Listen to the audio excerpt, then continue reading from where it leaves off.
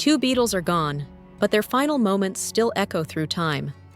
One was stolen by violence, the other faded slowly, with pain, and a final sentence that brought Ringo Starr to tears.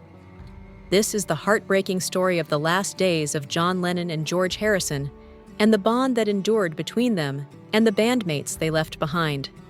While Paul McCartney and Ringo Starr continue to grace stages into their 80s, their journey through music and fame is shadowed by a sorrowful truth.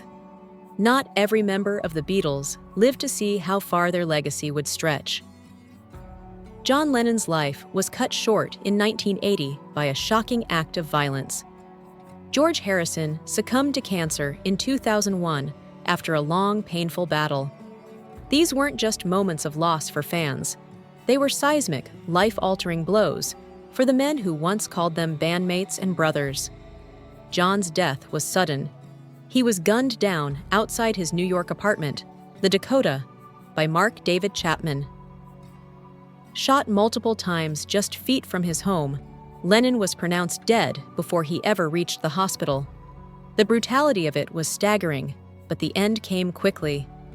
George's death, on the other hand, was far slower and more agonizing. 2 years before he died, he had barely survived a horrific home invasion, where an intruder stabbed him over 40 times, puncturing his lung. Though he recovered from the attack, those close to him believed the trauma may have triggered a relapse of the throat cancer he had already battled. By 2001, it had returned, this time spreading to his lungs and eventually his brain. In the final stretch of his life, George was being treated at a Swiss cancer clinic. During that time, Ringo Starr made what would become a heartbreaking visit. In the 2011 Martin Scorsese documentary, George Harrison. Living in the material world, Ringo recounted the moment with raw emotion. He remembered arriving to find George bedridden and barely able to speak. Ringo himself was about to fly to Boston, where his daughter was undergoing treatment for a brain tumor.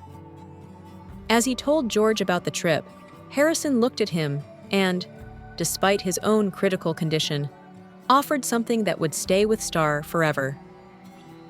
With visible pain in his voice, Ringo recalled George softly saying, "Do you want me to come with you?"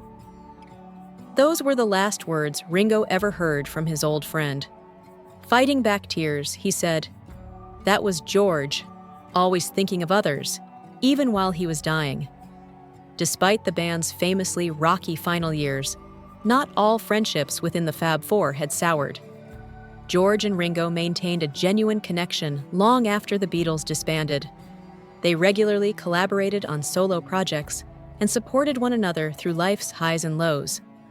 Both soft-spoken in their own ways, George with quiet spirituality, Ringo with his easygoing charm.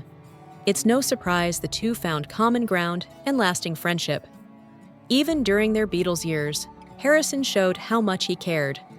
When a frustrated Ringo temporarily left the band during a tense session for the White Album, it was George who welcomed him back in the most heartfelt way. When Starr returned to the studio, he found his drum kit covered in fresh flowers, courtesy of George. "That moment meant the world to me," Ringo later said.